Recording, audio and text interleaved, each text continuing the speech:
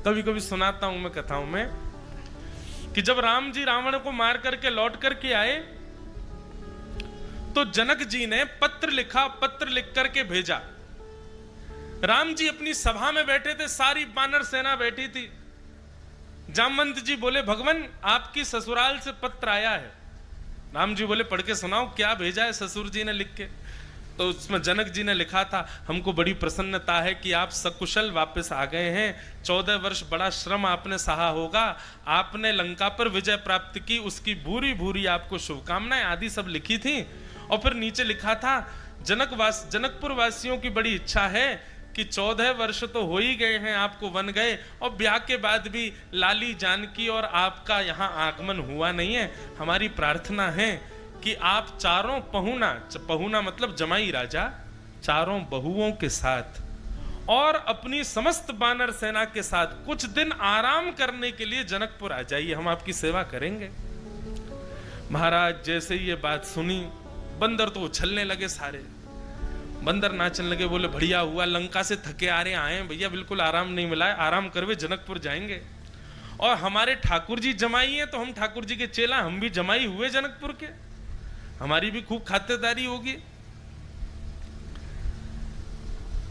जामवंत जी ने जब पत्र सुनाया तो राम जी बोले, देखो हम जनकपुर जाएंगे, चारों भाई जाएंगे, हमारी पत्नियां भी जाएंगी, और 2-4 लोग हनुमान जी, जामवंत जी आदि कुछ श्रेष्ठ बानर संग चल देंगे, बाकी पूरी बानर सेना को हम नहीं लेके जाएंगे। बानर सब रोने लगे, क्यों, हमको क्यों नहीं ले जाओगे? बोले भैया हमारी ससुराल है, ससुराल में नाक बचाने जाया जाता, कटवाने नहीं। तुम लोग तो किसी से भी छीन के खा जाते हो, किसी पे भी चढ़ जाते हो, किसी के भी घर में घुस जाते हो, कहीं भी कुछ भी कर देते हो, और वो हमारी ससुराल है, वहां कहीं अगर तुमने कुछ ऐसा अनुचित कृत्य किया, हमारी तो नाक ही कट जाएगी। बानर सब बोले, ठीक है राम जी, जब मरने थे, प्राण त्याग करना था, तो हमको आगे खड़ा कर दिया, और जब मालपुआ मिलने वाले तो बानर यहीं रहो। ठीक है, कोई बात नहीं, देख लिया। बानर बड़े उदास हो गए, लेकिन राम जी तो लीला कर रहे थे। सब बानरों ने अति वृद्ध जामवंत जी को घेर लिया, बोले सुनो, हमको जनकपुर लेके चलो, हम भी मालपुआ खाएंगे, हम भी अपनी सेवा करवाएंगे वहां पे। जामवंत जी बोले, तुम्हारी आदतों की वजह से नहीं ले जा रहे हैं, तुम बन के बन उजाड़ देते हो, किसी मैदान में घुस जाओ उसको तहस नहस कर देते हो, किसी की भी सामग्री उठा के भाग जाते हो, ये सब तुम्हारा स्वभाव है, इसलिए बेचारे मना कर रहे हैं राम जी। बानर बोले, हम बिल्कुल सुधरे सुधरे जाएंगे, आप हमको ले चलो बस। जामवंत जी बोले, ठीक है, मैं एक युक्ति अपनाता हूं। और राम जी के पास जाकर के सब बानरों की बात कह करके जामवंत जी बोले, प्रभु मैं जिम्मेवारी लेता हूं, एक भी बानर कुछ भी गलत नहीं करेगा। राम जी बोले, प्रमाण क्या? बोले, प्रमाण ये कि जो मैं करूंगा वही ये लोग करेंगे। राम जी बोले, करके दिखाओ। सारे बानर बैठे थे, जामवंत जी बोला, जैसे मैं करूं वैसे ही करना, उसके अतिरिक्त कुछ नहीं। तो ठीक है। जामवंत जी एक हाथ उठा, मैं तो सारे बानर एक ही हाथ उठा मैं। जामवंत जी नीचे देखें, सारे बानर नीचे देखें। जामवंत जी उछलें तो सारे बानर उछलें, जामवंत जी बैठ जाएं तो सब बैठ जाएं। राम जी बोले, देख लो, अगर ऐसे चलोगे तो हम ले चलेंगे, नहीं तो हम नहीं ले जाएंगे। बानर बोले, हम बिल्कुल ऐसे ही चलेंगे, हम तो महाराज सांस छोड़ेंगे लेंगे भी तभी जब जामवंत जी लेंगे, हम इतना वचन दे रहे हैं आपको। राम जी बोले, तो ठीक है, फिर चलो। अब महाराज रथ सजाए गए और चारों बहुएं और चारों भैया विराजमान हुए, हनुमान जी, जामवंत जी, अंगद जी आदि आदि सब बानर, और पीछे बानर बिल्कुल ऐसे चल रहे हैं जैसे 26 जनवरी की परेड होती है, एक साथ पांव आगे चल रहे हैं, एक साथ हाथ आगे चल रहे हैं। जामवंत जी मूड़ खुजा रहे हैं तो सारे बानर मूड़ खुजा रहे हैं, जामवंत जी कमर खुजा में तो सारे बानर खुजा में, जामवंत जी को खांसी आ जाए तो जबरदस्ती खांसे सब। राम जी बड़े प्रसन्न हो रहे हैं देख करके, बोले जय बढ़िया है। जनकपुर पहुंचे। जनकपुर में जैसे ही पहुंचे, अटारियों पर सखियां खड़ी थी, पुष्प वर्षा कर रही हैं, और महाराज मालाएं लेकर के खड़ी हैं, सुंदर आरती के थाल सजाए हैं, और पूरे जनकपुर में राम जी से ज्यादा प्रशंसा उनकी सेना की हो। बोले भैया ऐसे बानर नहीं देखे। और राम जी, जामवंत जी सब बानरों के कुर्ता और सिलवा के ले गए थे, ऊपर से कुर्ता वुर्ता पहन करके बिल्कुल सीधी छाती करके सब चल रहे थे। कहीं कोई सेब खाता दिख जाता तो बानर का स्वभाव है छीन लेता है, पर यहां सेब खा रहे हैं बानरों के सामने, लेकिन बानर नहीं उनको देख भी रहे, सीधे चल रहे हैं, बिल्कुल जामवंत जी जो कहेंगे वही करना है। जनक जी ने स्वागत किया। सारे बानर बिल्कुल सभा में बैठे, एक सुई गिर दो तो उसकी आवाज आ जाए, बिल्कुल हलचल नहीं हो रही है, सब बानर बिल्कुल एक टक बैठे हुए हैं। जनक जी कहने लगे, बोले निश्चित ही लग रहा है कि रावण को मारने वाली प्रजा आई है यहाँ पर, कितना शिष्टाचार।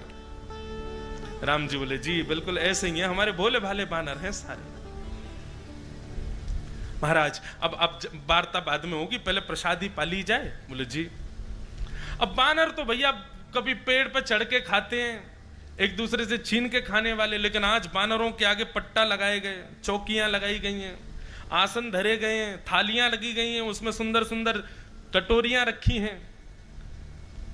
अब एक एक सामग्री आ रही है, कढ़ी आवे, दाल आवे, सब्जी आवे, पूड़ी आवे, गुलाब जामुन आवे, रसगुल्ला आवे, लेकिन बानर थाली की ओर नहीं देख रहे, सब जामवंत जी की ओर देख रहे हैं। बोले ये जो करेंगे वही करना है। सब सामग्री आ गई, फल आए तो फलों में सेब आए, अमरूद आए, आम आए, सब सामग्री रखी गई। जनक जी ने हाथ जोड़ करके सबसे कहा प्रारंभ कीजिए, प्रसाद पाइए, लेकिन बानर नहीं बिल्कुल भी। जामवंत जी को देखा, जामवंत जी ने पहले जल हाथ में लिया, थाली के चारों ओर घुमा करके महाराज अन्नपूर्णे सदा पूर्णे कहने लगे। सब बानर भी हाथ में जल लेकर के घुमा रहे हैं, पी रहे हैं। जनक जी कहे वाह भैया ये बानर हैं, देखो इनको। देखने के लिए भीड़ लगी है बानरों के शिष्टाचार को। इतने में ही जामवंत जी ने सबसे पहले आम उठाया, आम ही प्रिय था उनका। आम को घुमा के देखा, बोले वाह बढ़िया वाला मीठा आम है। अब जामवंत जी भैया नेका ताकतवर नहीं थे, जामवंत जी इतने बलवान थे, इतने बलवान थे कि राम जी जब रावण को मार के लौट के जब वापस आ गए तो एक दिन जामवंत जी अपने हथेली खुजा रहे थे, तो राम जी बोले क्या हो गया? बोले कि भगवान मेरी हाथ की खुजली शांत नहीं हुई। बोले क्यों? बोले मेरे समान बलवान पूरे राम रावण युद्ध में दो ही थे, एक तो रावण और दूसरा कुंभकर्ण, और दोनों को आप दोनों भैयाओं ने मार दिया, मेरी तो हाथ की खुजली ठीक ही नहीं हुई है। इतने बलवान थे जामवंत जी। अब बेचारा छोटा सा आम पकड़कर जामवंत जी ने जैसी दबाया सोई उसकी गुठली उछल गई। जैसे ही गुठली उछली सारे बानरों ने भी आम उठा के सबने दबाए, बोले गुठली उछलनी ही चाहिए। और जैसे ही सबने आम पकड़ के दबाए सबकी गुठलियां उछली। जामवंत जी की गुठली उछली। जामवंत जी बोले मेरे हाथ से रावण निकल के नहीं भाग सकता, गुठली की इतनी मजाल भाग गई। और पकड़ने के लिए जैसे ही जामवंत जी उछले, जामवंत जी के उछलते ही बानर बोले आक्रमण, अब खुल गए महाराज, कूद पड़ो सबरे।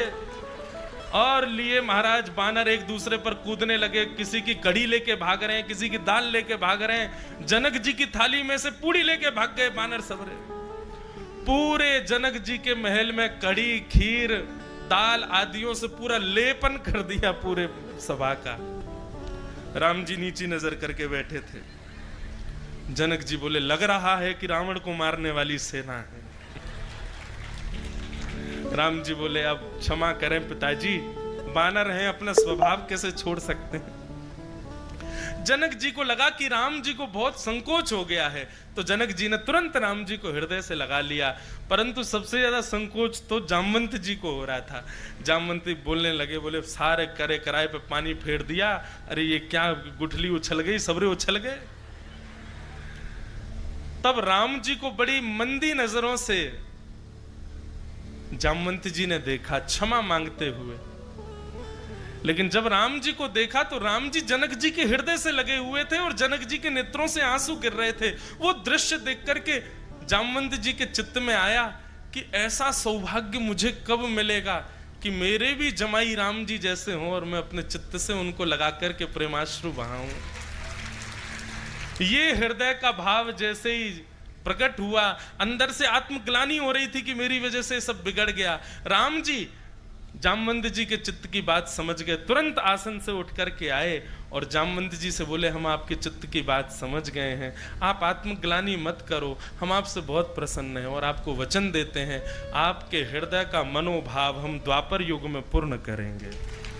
और आज उसी द्वापर युग में द्वारिकाधीश कृष्ण पधारे और जामवंत जी की पुत्री जामवती के साथ में विवाह किया। बोलो जामवती रमण भगवान की। दूसरा ब्याह जामवती जी के साथ।